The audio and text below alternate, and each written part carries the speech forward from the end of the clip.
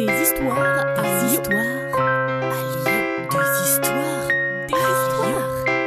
Lyon. Allez, vous reprendrez bien un peu de visite si belle. Bonjour, c'est Juliette. Mais non, pas Juliette de Roméo et Juliette, Juliette Récamier. Tu vois pas? Je suis en grand sur le mur des Lyonnais pourtant, en plein centre. Oui, j'ai passé les 10 premières années de ma vie à Lyon. Bon, après je suis montée à Paris, sans ça j'aurais jamais fréquenté tous les illustres de mon temps. Je ne vais pas te raconter ma vie, je l'étale rarement en public, mais dans les grandes lignes, je suis née à Lyon. Mon père s'est rapproché de Louis XVI quand j'avais 10 ans, alors on est parti vivre à Paris. J'ai été mariée à 15 ans à l'amant de ma mère.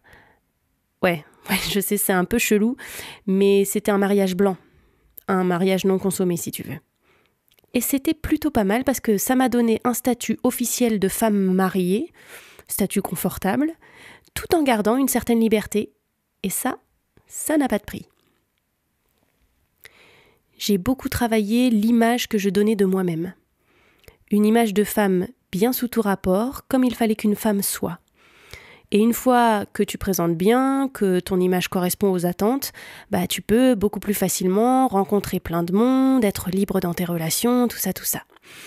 Bon, de toute façon, si t'étais trop rebelle, tu risquais de terminer guillotiné. Il n'y avait pas Insta de mon temps et pourtant j'avais déjà bien compris l'importance de l'image. Non, nous ce qu'on faisait c'était des salons. Ouais, c'est pareil, fallait avoir du réseau, fallait interagir avec tout le monde et fallait avoir un peu de référence culturelle. Moi j'avais tout ça. Et dans mon bel hôtel particulier, j'organisais des salons littéraires et j'aime autant vous dire qu'il y avait du beau monde.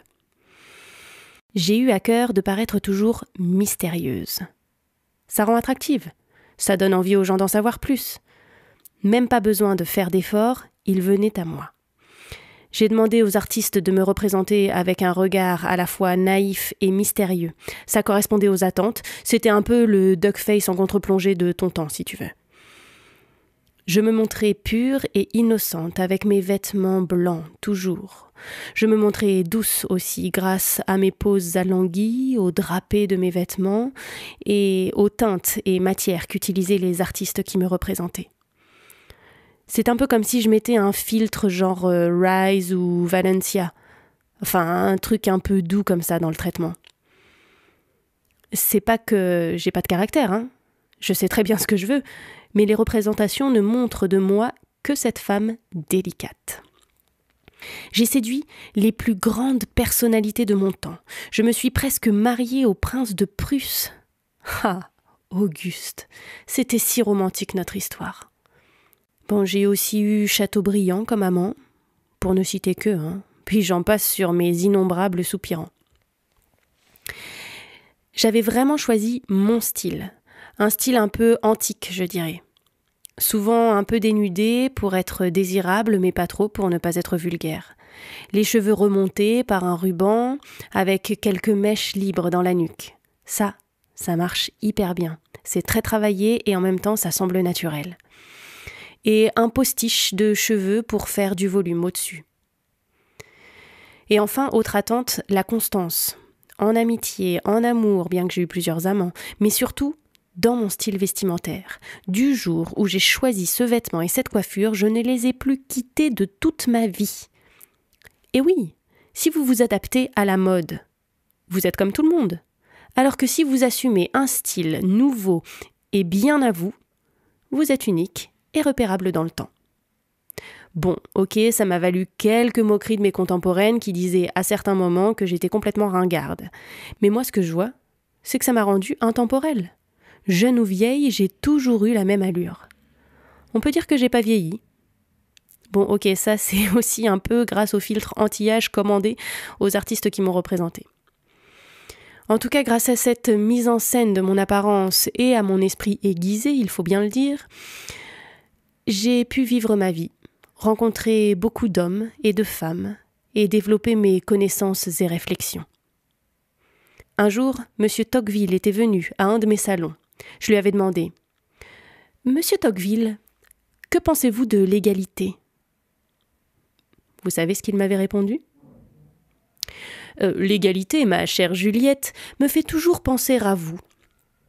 Les hommes ne savent pas vraiment l'atteindre. Elle recule devant eux sans cesse, mais sans jamais se dérober à leur regard, et en se retirant, elle les attire à sa poursuite.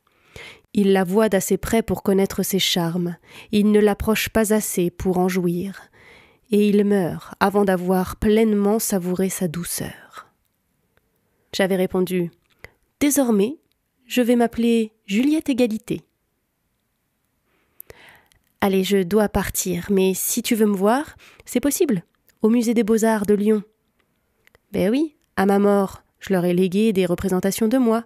Hé, l'image, ça ne s'arrête pas à la fin de la vie, il faut la travailler encore, jusque dans la postérité. Allez, j'y vais. À bientôt.